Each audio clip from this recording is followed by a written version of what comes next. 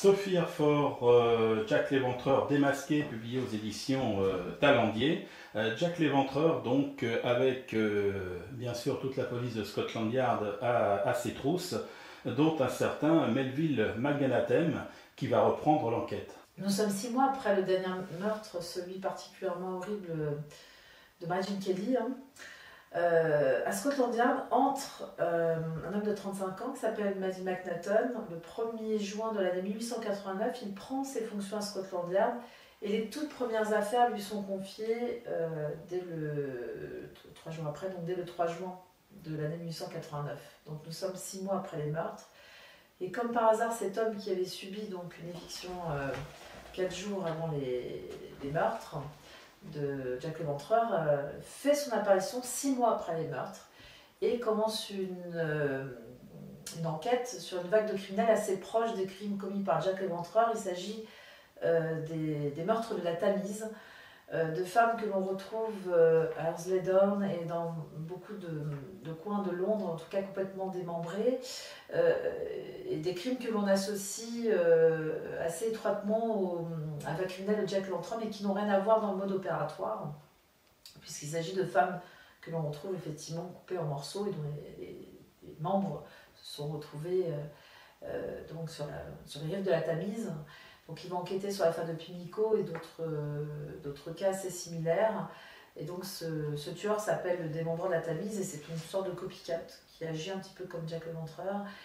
Et notre homme, qui s'appelle donc Matthew McNaughton, conserve étrangement les traces de l'affaire Jack l'Éventreur dans une partie de son bureau. Comme sa fille en fera la macabre découverte lors d'une visite dominicale du bureau de son papa qui décide de lui faire visiter Scotland Yard. Elle tombe sur une réserve de photos qui se trouve dans son bureau et à son grand étonnement demande à son père ce que ces photos font dans son bureau puisqu'il n'était pas chargé d'affaires. Et l'attitude de son père est assez étrange pour être soulignée puisqu'il va déclarer à plusieurs reprises, notamment un écrivain et journaliste qui s'appelle Lee Hargrave, qu'il aurait donc brûlé, il m'a aussi au Palma de Gazette, qu'il aurait brûlé donc une partie des preuves corrélées à l'affaire Jack l'Éventreur pour éviter qu'on lui pose des questions à son club, ce qui est une déclaration assez bizarre. Donc dans ces déclarations, on peut y retrouver comme une forme d'excuse qui sonne faux, puisqu'il n'était pas chargé d'affaires. Et Matthew McNaughton d'ailleurs collectionne une lettre, la lettre rouge à l'encre rouge du 17 septembre 88, justement la première qui est signée Jack l'Éventreur dans son cabinet privé. Donc il a quand même une attitude assez curieuse puisque sa fille s'avouera d'elle-même complètement interdite devant cette découverte de poupées cassées comme elle les qualifie donc sur les photos, les victimes de Jack l'Éventreur, et se demande encore pourquoi son père possédait une réserve de photos qui était censée être la propriété des hommes de Scotland Yard, mais ceux qui étaient chargés de l'affaire, mais son père ne l'était pas. Donc Sir Robert Anderson était quand même chargé d'affaires, le détective Aberline de la division H était chargé d'affaires, mais pas Matthew McNaughton, donc c'est assez étrange comme comportement.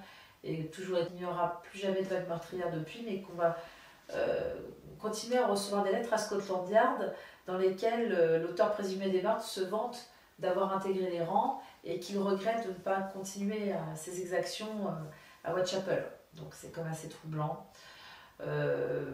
Voilà, des éléments comme ça qui nous posent question et en revenant dans l'historique qui soulèvent des doutes, notamment en sachant que Matthew McNaughton a eu un passé aux Indes, un passé colonial, puisqu'il travaillait sur l'exploitation de son père, du moins jusqu'à son agression en 1881 dans les plaines du Bengale, où il a fait l'objet d'agressions de la part de ses ouvriers de ferme, puisqu'il manquait soi-disant d'autorité, et il y avait des nouvelles lois qui passaient, qui étaient de nature à favoriser une forme d'indépendance de la part des ouvriers de ferme qu'il dirigeait.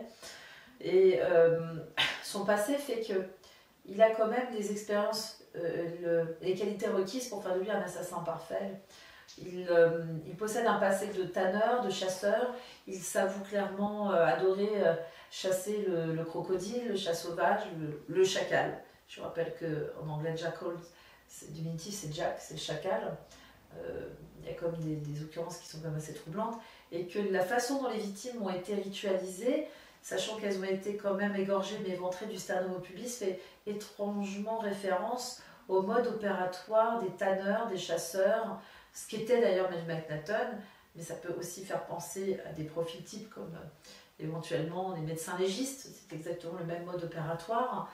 Donc tout ceci nous questionne, et la présence de ce fameux foulard rouge que l'on retrouvera noué autour du cou d'Annie Chapman dans la nuit du 7 au 8 septembre de l'année 1888, donc ce foulard rouge qui empêchait d'ailleurs la tête d'Annie Chapman de retomber sur le revêtement, et qui est donc la marque de l'assassin, puisque Annie Chapman ne possédait pas de foulard rouge.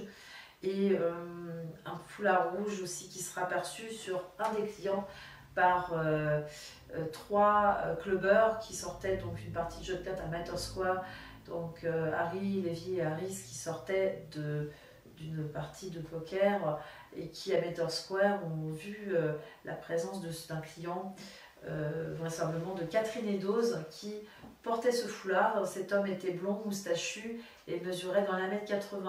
Une description assez proche quand même tout de même de Matthew McNaughton, qui, je le rappelle, à Mitre Square avait, en tout cas, si je ne l'ai pas dit, je le souligne, une firme de thé avec laquelle il faisait affaire quand il était en déplacement commerciaux à Londres, la firme Curly Tonge, qui se trouvait donc à Mitre Square, là où est assassinée Catherine Eddowes précisément.